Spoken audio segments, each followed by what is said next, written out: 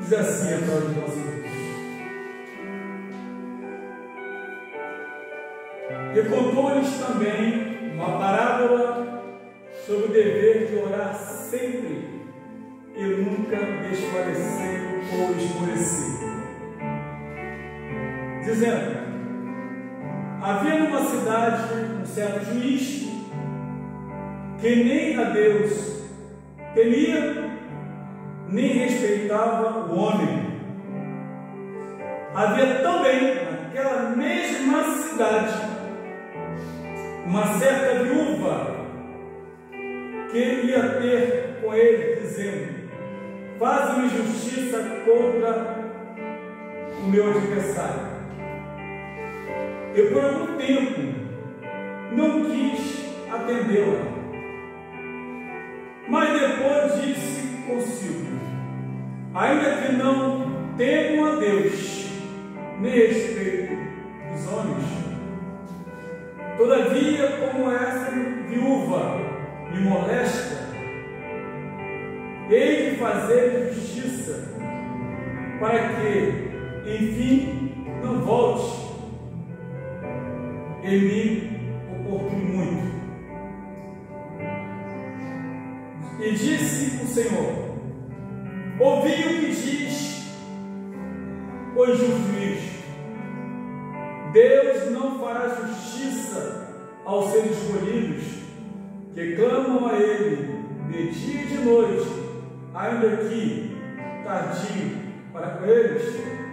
Digo-vos que depressa lhes fará justiça. Quando, porém, vier o Filho do Homem, porventura achará fé na terra? Querido Deus, eterno Pai, obrigado por essa palavra desta noite, em nome de Jesus. Amém. Sentai-se, igreja.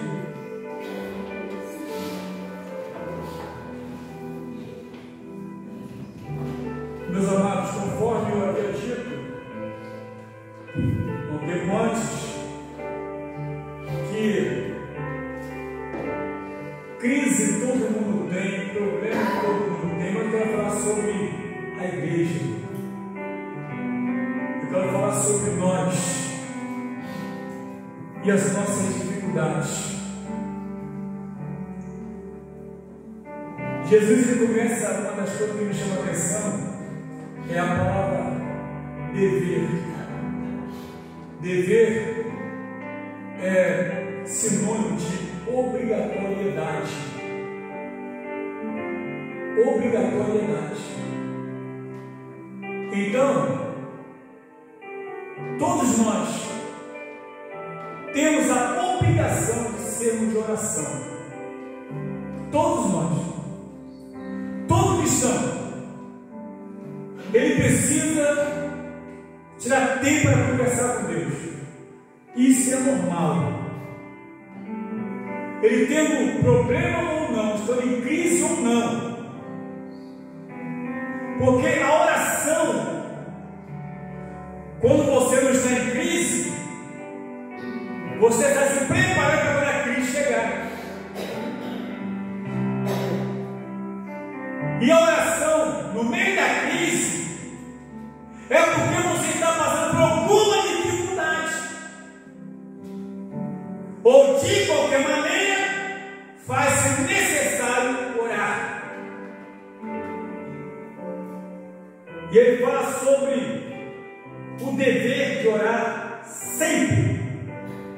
Sempre. O cristão, ele tem muito motivo para orar. Quando ele olha, por exemplo, para o mundo e como se encontra, ele olha a situação do país, é motivo para a oração. Mas também quando ele olha para a sua vida, para a sua casa, como está vivendo, ele não pode trocar a oração pela murmuração, porque de nada vai adiantar. E a gente olha na palavra de pessoas que tinham as suas necessidades, e aí elas não se preocupavam não. Elas iam exatamente a Jesus. Por exemplo, a mulher do fluxo de sangue, Marcos capítulo 5. Ela havia gastado toda a sua fazenda, todo o seu dinheiro, e mesmo assim não havia conseguido alcançar a cura, até que ela ouviu falar de Jesus e disse: olha, se tão somente eu tocar as suas vestes, serei curada. Ou seja, isso chama-se uma atitude de fé. Até porque não tinha mais para onde correr. Mesmo assim, ela disse: se eu somente tocar nas suas vestes, eu serei curada. Isso significa que ela profetizou a sua cura. Ela não disse: talvez serei curada. Ela disse: eu serei curada. Porque ela tinha uma necessidade, mas também tinha convicção. Ela tinha certeza, ela tinha fé que depois que ela tomasse aquela atitude, aquela ação, ela seria curada. E isso aconteceu. Era uma mulher que estava no estado deplorável, imunda, não chegava perto de ninguém, mas ela rompeu as barreiras e se achegou até o mestre e tocou nas suas vestes e realmente ficou curada. Também em Marcos e João capítulo 5, a Bíblia nos fala de um homem que estava ali, 38 anos.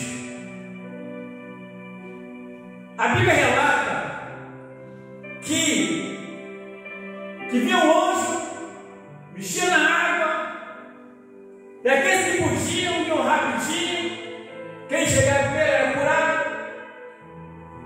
Eu quero imaginar aqui quantas pessoas foram curadas antes dele, durante os 38 anos. O anjo descia, mexia na água, aí a pessoa ia lá e era curada. Ele nunca conseguia chegar até lá, porque ele tinha dificuldade,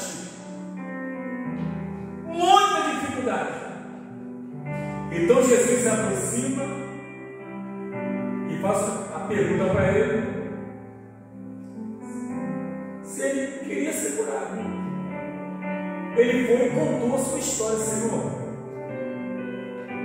toda vez que o anjo desce e mexe na água, sem barulho alguém na minha frente, e eu não consigo chegar lá, e não tem ninguém para me levar até lá, não tem ninguém para me levar até lá. Então Jesus chega para ele, toma sua cama e anda. Sabe o que é isso? 38 anos, ele nunca desistiu do seu objetivo. Todos nós, irmãos, como cristãos, temos que chegar a ter um objetivo.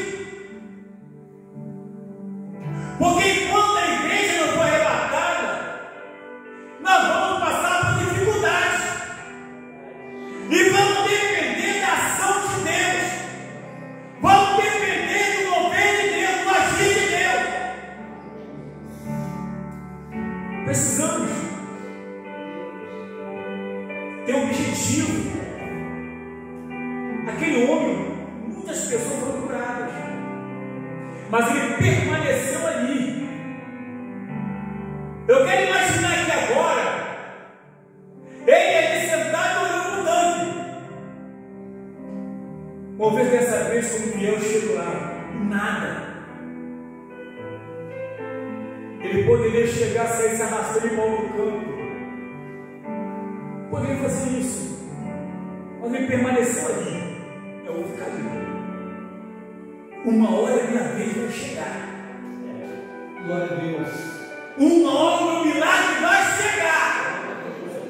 Eu não vou permanecer o tempo todo sentado aqui como coxo, imprestável.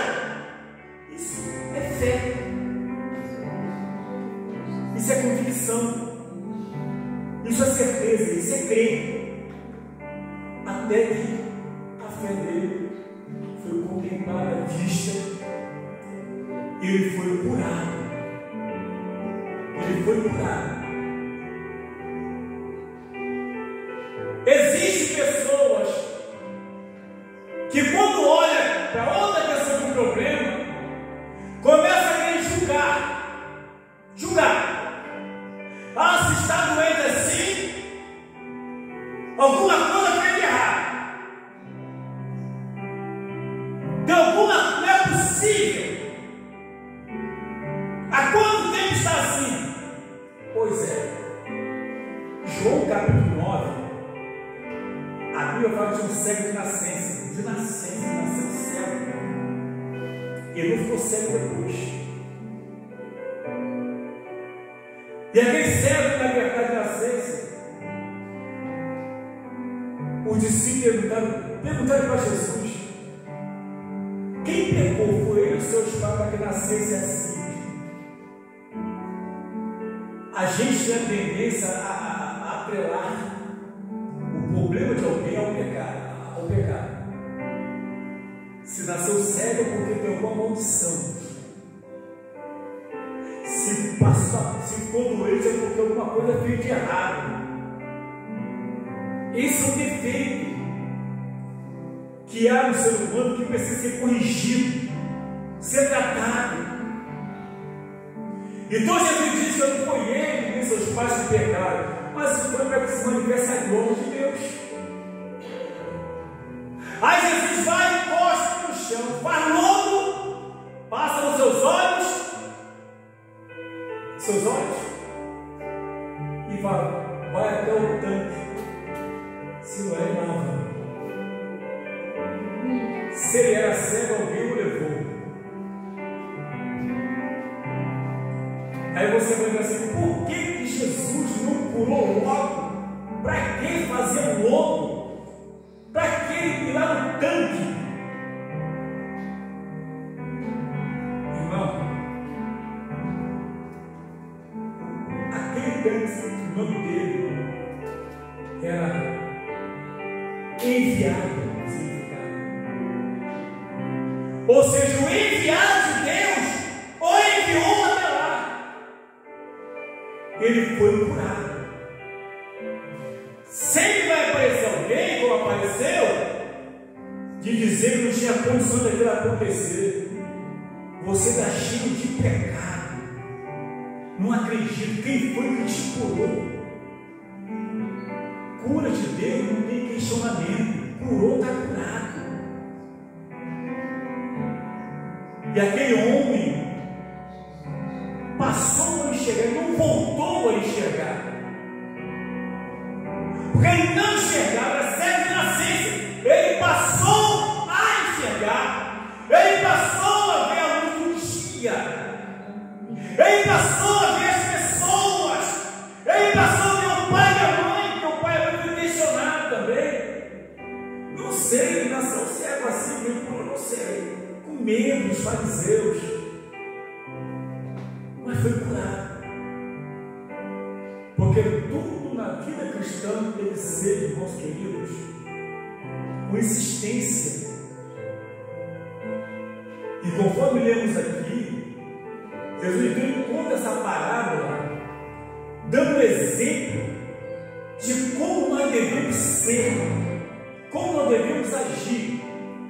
Primeira coisa, quando ele fala aqui, temos compromisso com oração. Compromisso com oração. A primeira coisa ao se levantar pela manhã é conversar com Deus. E o motivo não falta. A primeira coisa é levantar pela manhã e conversar com Deus. Senhor, sou grato a Ti por tudo. Eu sou reparador. Sou grato a Ti pelo dom da vida, pelo fogo de vida. Muito obrigado. Mas, Senhor, eu estou passando por dificuldade, não sei como resolver isso. Mas o Senhor tem como resolver. Eu não tenho como resolver. Já tentei de todas as maneiras, de todo jeito.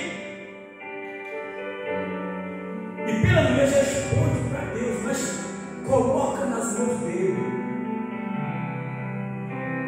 Que a Bíblia nos fala aqui, que ele fala que é o dever de orar sempre. Dever de orar sempre sem esmorecer. Esmorecer aqui é se enfraquecer. Se enfraquecer é parar de orar, é não fazer mais. Não fazer mais, porque eu não acredito que vai acontecer.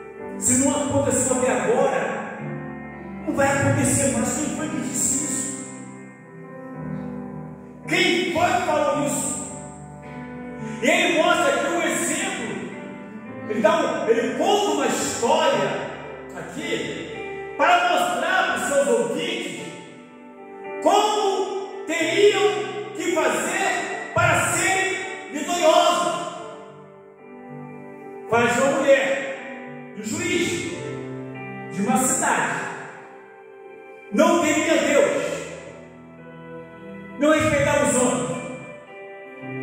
Imagina que ele devia ser um homem depravado, um homem terrível, devia ser um homem orgulhoso, soberbo, presunçoso, altivo.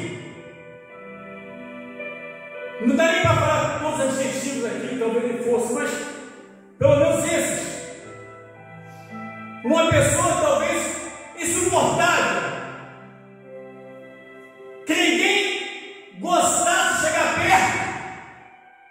Mas esse homem ali, ele era o juiz da cidade. Talvez o único juiz. O único juiz.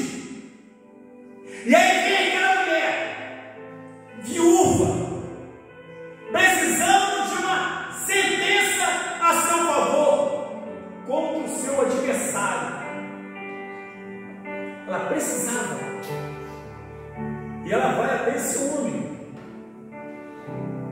e ficou ali insistindo. Só tinha ele e ela com o seu problema. Então você vê duas situações. Tinha alguém que poderia resolver o problema dela, difícil, e ela com o seu problema, e esse alguém por um tempo insistia em não atendê-la. Imagine quantos não aquela mulher deve ter recebido para ela insistir, para ele falar o que ele falou. Por um tempo ele não quis atender. Um tempo quanto? Um mês? 2 meses? 1 ano? 5 anos? 10 anos? Não sei. Mas quando lemos a Bíblia Sagrada, diz a palavra de Deus que aquele juiz tinha 2 problemas. Não teria Deus e respeitava os homens. E tinha aquela mulher também ali, que era viúva, e tinha um problema para ser resolvido, e precisava de um socorro, precisava de uma sentença a favor, uma resposta positiva. E ela vai até essa pessoa, e essa pessoa, por algum tempo, se nega a atendê-la. Mas segundo Jesus, nos relata, e por algum tempo não quis atendê-la, mas depois disse consigo: ainda que eu não tema Deus, nem respeito os homens.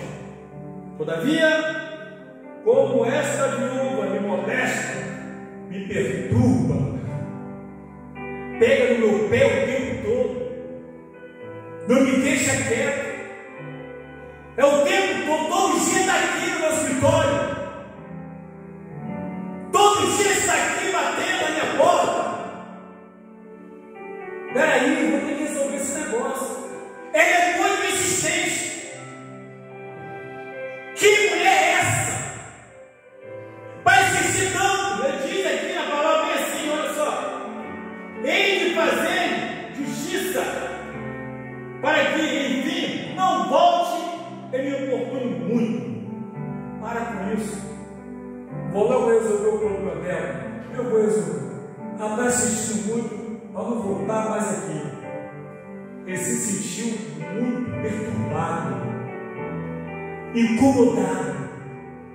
Ele não teve outra saída a não ser resolver o problema daquela mulher.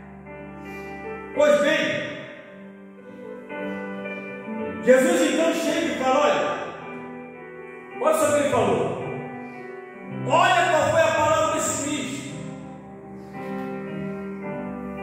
E Deus não fará justiça aos seus escolhidos, que clamam a Ele de dia e de noite, ainda que tardio para com eles. Digo-vos que depressa lhes fará justiça. E ele fala sobre fé. Onde é que está a minha fé? Onde é que está a nossa fé? Queridos, quando está tudo muito bem, nós temos fé. Quando se tem dinheiro, temos fé. Quando a nossa casa, nossos armários estão cheios, nós temos fé. Quando se abre a geladeira e vê tudo em ordem, você escolhe o que comer, é fé. Tudo isso. Quando está bem empregado, é fé. É fé. Mas aí o problema é quando falta a comida por um tempo. Eu não tenho fé o suficiente para manter a minha família calma e dizer: Deus vai entrar na providência, espere. Porque a questão é convencer quem está em casa.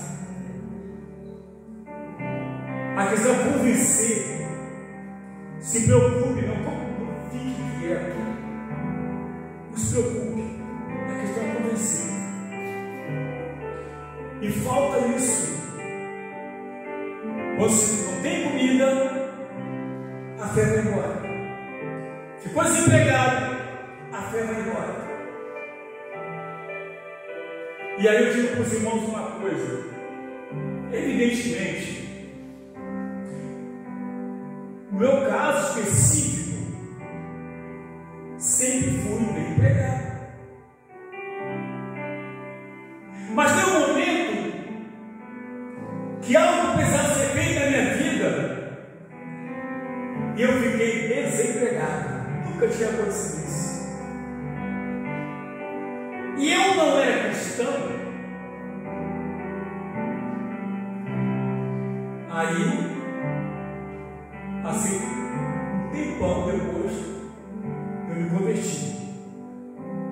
Eu não sabia nem orar, nem pedir a Deus.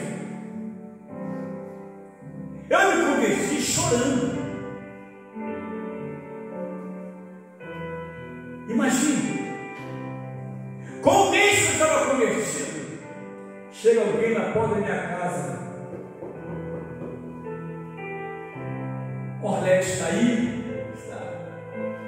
Quando eu cheguei, falaram comigo assim: olha, está empregado? Eu disse: não estou trabalhando, empregado eu não estou. Foi a primeira vez que eu comecei a botar uma enxada para bater uma massa que eu tinha feito. Fui trabalhar, ser bem pedreiro. E aí? Alguém me diz, mas você é isso e aquilo. Meu amigo, urubu na guerra é galinha. Tem isso não. Está precisando, mete a mão. Aí falou, estou trabalhando. Vai lá amanhã na empresa. Essa empresa eu tive, todo mundo me conhecia. Essa empresa tinha profissionais que eu preparei, eu treinei, eu ensinei. Mas ninguém me chamava. Mas dessa vez foi diferente. Foram me buscar em casa. Me buscar em casa. Vai lá amanhã. O chefe vai conversar com você. Vai lá dizer o que você quer para trabalhar. O que você quer para trabalhar com a gente? Eu 9 meses parar. Fui lá no outro dia. Cheguei lá, sentei. Senta aqui. Aí eu falei, meu Deus do céu, o que está acontecendo aqui? Ganhamos um contrato em tal lugar. Quanto é que você quer para trabalhar com a gente? Ou lá ou aqui em Macaé? De qualquer maneira eu vou te contratar. Aí pedi X para trabalhar aqui e isso para trabalhar longe. Longe. E aí, muito mais. Está empregado. O gerentão da igreja de São Paulo. O Orleste está aí, tá? Chama ele. Oi, Orleste, está disposto a trabalhar para a gente muito tempo? Estamos aqui, né?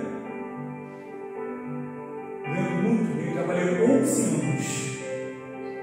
Saí porque pedi conta para o meu próprio negócio. Aí o meu próprio negócio, essa crise acabou com todo mundo e me levou também no rolo. Foi no rolo. Falei, meu Deus, fiquei 3 anos sem receber um tostão na bolsa de você. Mas foi o tempo que eu mais trabalhei, meu Deus. Segunda, terça, quarta, quinta, sexta, pregar todo dia, ensinar todo dia.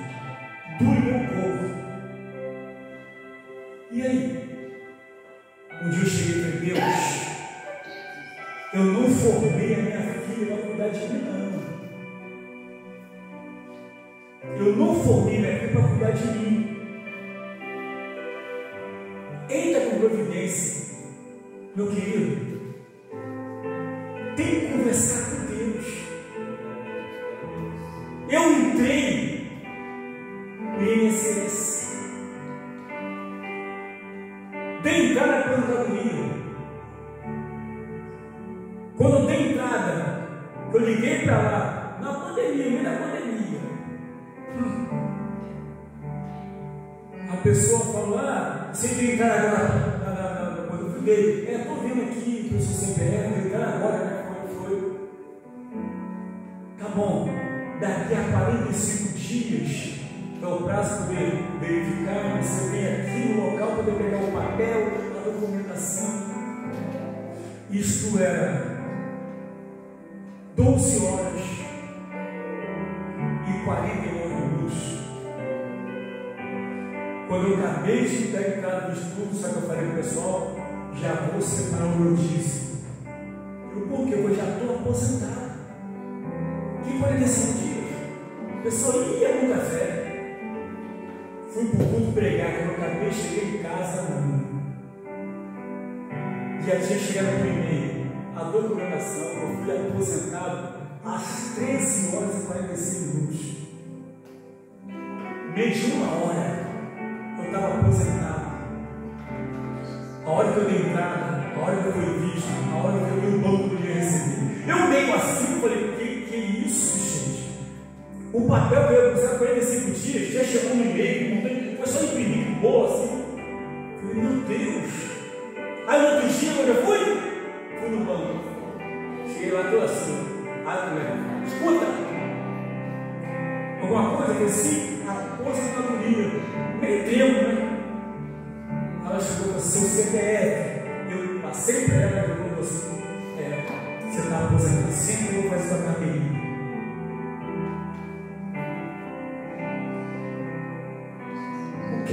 como é que você está conversando com Deus? Você está expondo a sua real necessidade?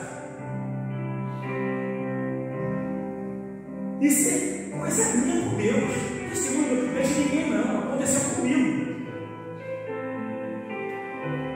Isso pode acontecer com qualquer pessoa que segue a Deus. Se você segue a Deus, creia, fala com Ele. Ele vai quebrar tudo, vai botar tudo em ordem. Foi uma maravilha. Sabe por quê?